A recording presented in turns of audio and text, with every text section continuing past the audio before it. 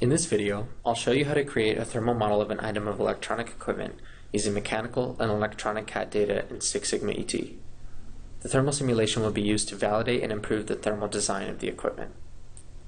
First, we'll import a 3D CAD model of the enclosure. STL CAD files can be directly imported into 6SigmaET, and all the details from the CAD are maintained. The solid definition will automatically be separated into component parts. Then those parts are moved into the solution domain. The material of each of the enclosure parts needs to be specified. Using the object panel to prioritize and select the parts, the properties of multiple objects can be changed at the same time. 6SigmaET has a large library of material properties, both metal and non-metal. The case is made of aluminum and the screws are made of steel. Once all material properties are selected, the configuration of the enclosure will be complete. The case is set to be displayed as wireframe, so we can easily place the objects inside the enclosure. The next step is to import the design of the PCB. The EDA file formats IDA, IDF, and XFL can all be imported directly into 6SigmaET. In this case, the PCB design is imported using the IDF file format. The components are placed onto the PCB, and the PCB is moved into the correct placement in the enclosure. Notice that the components placed on the board move with the PCB. Traces can also be imported and modeled in the thermal simulation. Trace information is imported directly onto the PCB using the IDX format.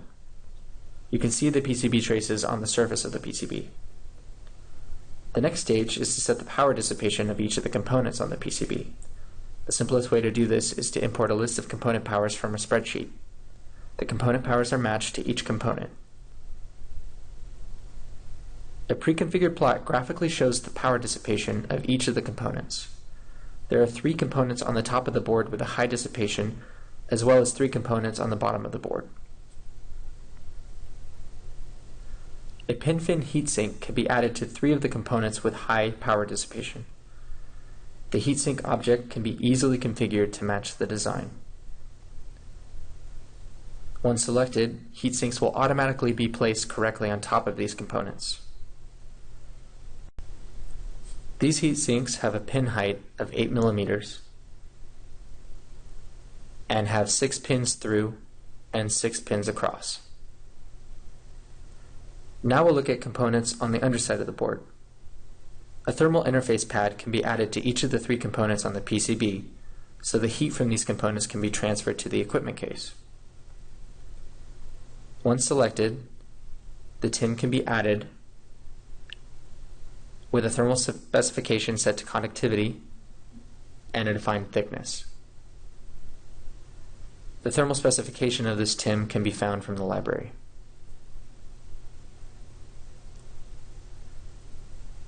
After adding the tin, we can see that there is a clear thermal conduction path between the underside components and the enclosure.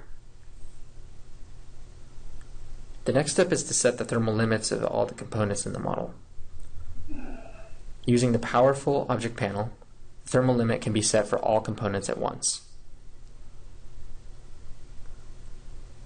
The model is now ready to be solved and analyzed. When solve is selected, a grid will automatically be generated and the model will be solved by the parallel solver.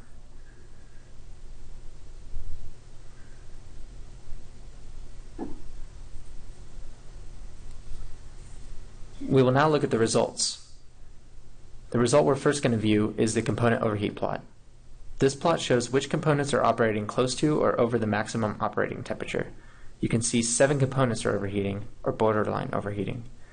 The thermal management of this equipment needs to be improved. A surface temperature plot shows the heat from the components in the top left of the PCB is not effectively being dissipated away from the board. We can identify an optimum solution to this problem. One possible solution is to add additional heat sinks to the other components on the board. That way, all major components have a heat sink fitted. Using the version tree, you can experiment with different versions of the model in the same project. The model has been solved, so we can open the heatsink version and again look at the component overheat plot. As you can see, there are still several components that are overheating. If we look at a surface temperature plot, we can see that there is still a very hot region around the components. There are no vents in the enclosure, so there is no air entering the enclosure. Transferring the heat to the still air is not very effective, so adding additional heat sinks is not very effective. An alternative solution is to add a large thermal interface pad underneath the board. This will provide a heat conduction path between the board and the enclosure.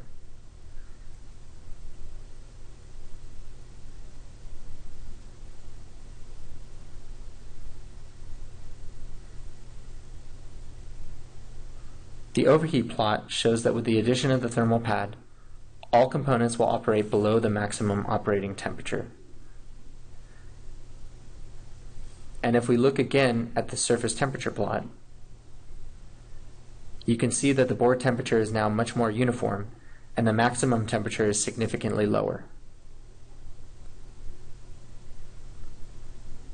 In the last few minutes, I've shown you how you can create a thermal model of a piece of electronic equipment using mechanical and electronic CAD data in 6SigmaET. The results from the simulation were used to identify thermal issues and find a solution to the problem. For more information about 6SigmaET, please visit www.6sigmaet.info.